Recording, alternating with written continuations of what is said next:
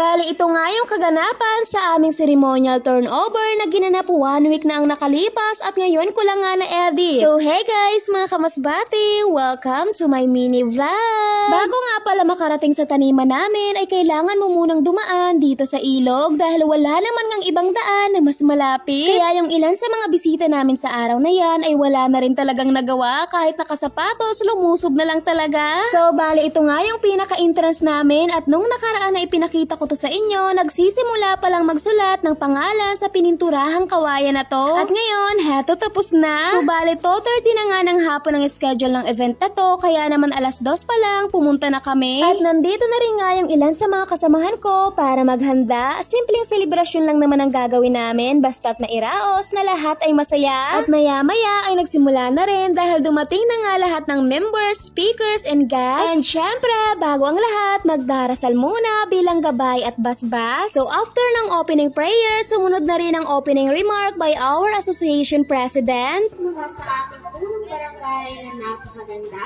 at supportive.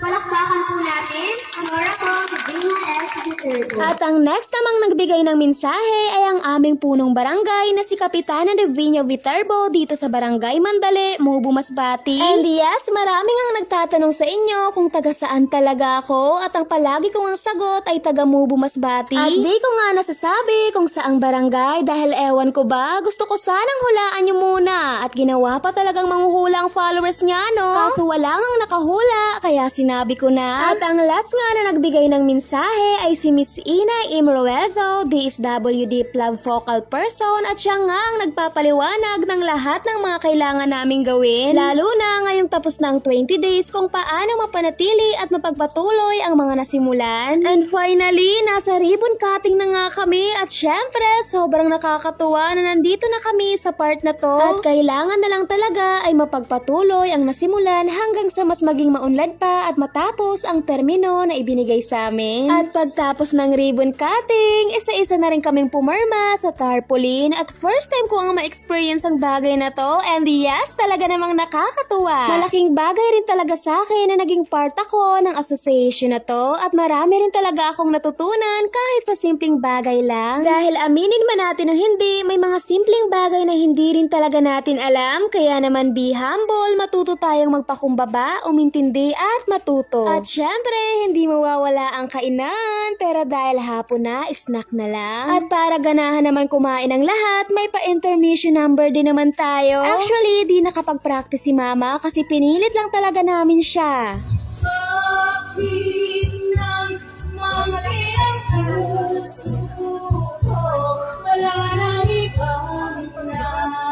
Oh, diba? Sana nagmana na lang talaga ako sa boses ni mama. Kaso kahit pilitin, di talaga kaya. Kahit sa sayaw, hirap din talaga. Nag-perform pala ulit kami ng mga kasama ko para mas maging masaya nga ang event na to. But wait, ang laki yata ng ngiti ng mga kasama ko. Ibang-iba nung nasa stage kami. Yes, opo, dahil doon di kayang umiti dahil nauna na ngang manginig ang bibig at binti. Kaya naman dito na lang talaga bumawi. At pagtapos namin sumayaw ay kumain na rin kami. Ang handa pala namin ay pansit, biko, puto at iba pa. So yun lang muna. Thanks and God bless. Bye!